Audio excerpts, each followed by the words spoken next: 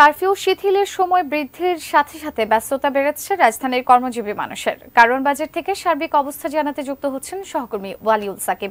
সাকিব, রাস্তায় যান চলাচল কেমন দেখছেন কারফিউ শিথিলের সাথে সাথে, এবং সেই সাথে জানতে চাই যে কর্মজীবী মানুষ যারা কর্মক্ষেত্রে যাচ্ছেন তারা যানবাহন নিয়ে কোনো বিড়ম্বনার শিকার হচ্ছেন কিনা? সুজানা, আমরা সকাল থেকেই দেখতে পাচ্ছি, যেহেতু আমরা জানি যে সকাল 7টা থেকে সন্ধ্যা 6টা পর্যন্ত কারফিউ শিথিল লাগে, তো এই সময় কিন্তু মানুষের চাপ অনেক বেশি থাকে।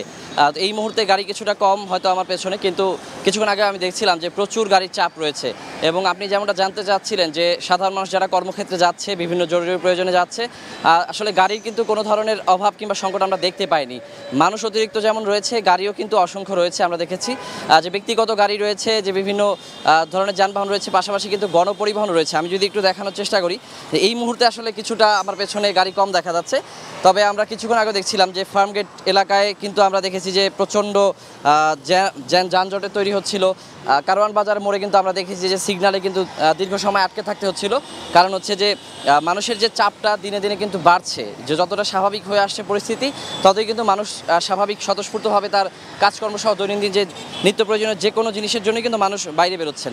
এবং যানজট যেমনটা আসলে দেখা যায়, এখন হচ্ছে কিছুটা বেশি দেখা যাচ্ছে মেট্রো রেল বন্ধ থাকার কারণে। আমরা জানি যে মেট্রো রেল চালু হওয়ার পর কিন্তু কিছুটা যানজট কমে এসেছিল, মানুষের ভোগান্তি অনেকটাই কমে এসেছিল।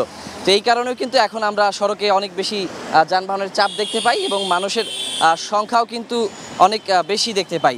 সব মিলে কিন্তু বলা যায় যে স্বাভাবিক কর্মজীবনে ফেরার যে ব্যস্ততা, মানুষের যে নিত্যদিনের যে প্রয়োজনীয় ব্যস্ততা, সেটি কিন্তু মানুষ চালিয়ে যাচ্ছে। এবং যানজট থাকলেও মানুষের ভেতরে কিন্তু স্বস্তি রয়েছে। তারা বলছেন যে তারা স্বাভাবিক পরিস্থিতিই চান, তারা যে তাদের স্বাভাবিক জীবনযাপন যেন স্বাভাবিকভাবেই করতে পারেন, কোনো ধরনের বাধা সৃষ্টি হয়, সেটি কিন্তু তারা আমাদেরকে জানাচ্ছেন।